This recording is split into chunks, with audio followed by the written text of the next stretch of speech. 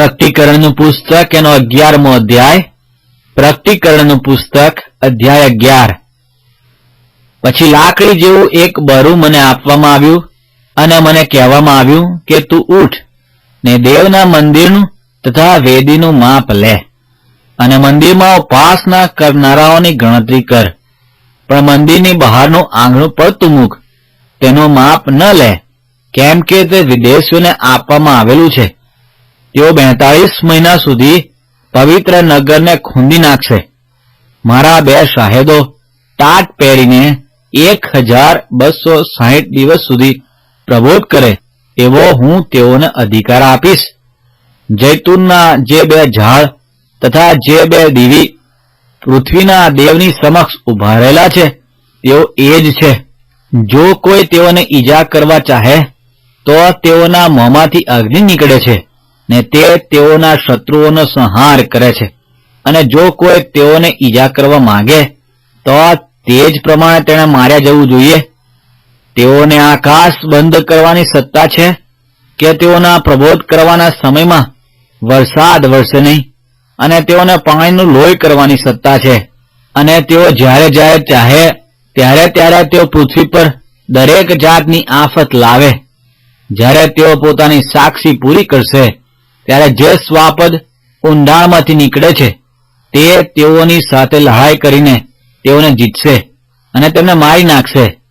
જે મોટા નગરને આત્મિક રીતે સદોમ તથા મિસર કહેવામાં આવે છે, જ્યાં તેઓના પ્રભુને વધસ્તંભે જળવામાં આવ્યો, તે નગરના રસ્તામાં તેઓના મુર્દા પડ્યા રહેશે, અને લોકો તથા કુળો તથા ભાષાઓ તથા દેશોમાંથી આવેલા માણસો 3.5 દિવસ સુધી તેઓના મુર્દા જુએ છે, અને તેઓના મુર્દાને કબરમાં દાટવા દેતા નથી. પૃથ્વી પરના રહેનારાઓ તેઓને લીધે ખુશી થાય છે અને આનંદ કરે છે. તેઓ એકબીજા પર ભેટ મોકલશે, કેમ કે તે 2 પ્રબોધકોએ પૃથ્વી પરના રહેનારાઓને દુઃખ દીધું હતું. પણ 3.5 દિવસ પછી દેવ તરફથી જીવનનો આત્મા તેઓમાં પેઠો, એટલે તેઓ પોતાના પગ પર ઉભા રહ્યા, અને તેઓને જોનારાઓને ઘણું ભય લાગ્યું. તેઓએ આકાશમાંથી મોટી વાણી પોતાને એમ કહેતા સાંભળી કે તમે અહીં ઉપર ચડી આવો, અને તેઓ મેઘારૂઢ થઈને આકાશમાં ચડી ગયા, અને તેઓના શત્રુઓએ તેઓને ચડતા જોયા. તે સમયે મોટો ધરતીકંપ થયો, જેથી તે નગરનો 10મો ભાગ જમીનદોષ થયો. એ ધરતીકંપથી 7,000 માણસો માર્યા ગયા, અને જે બાકી રહ્યા હતા તેઓ ભયભીત થયા, ને તેઓએ આકાશના દેવની સ્તુતિ કરી. બીજી આપત્તિ આવી ગઈ છે. જુઓ, હવે ત્રીજી આપત્તિ સત્વર આવે છે. પછી 7મા દૂતે વગાડ્યું, ત્યારે આકાશમાં મોટી વાણીઓ થઈ. તેઓએ કહ્યું કે આ જગતનું રાજ્ય આપણા પ્રભુનું તથા તેના ખ્રિસ્તનું થયું છે. તે સદા સર્વકાળ રાજ કરશે.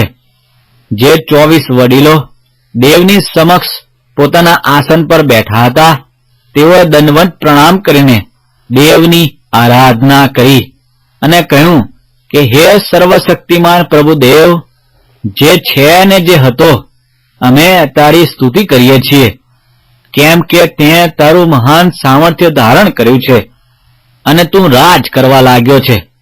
દેશોના લોકો ક્રોધે ભરાયા અને તારો કોપ પ્રગટ થયો, અને મરેલાનો ઇન્સાફ થવાનો, અને તારા સેવકો એટલે પ્રબોધકો, સંતો તથા તારા નામથી ડરનારા, પછી તેઓ નાના હોય કે મોટા હોય, તેઓને પ્રતિફળ આપવાનો, તથા જેઓ પૃથ્વીનો નાશ કરનારા છે તેઓનો નાશ કરવાનો સમય આવ્યો છે.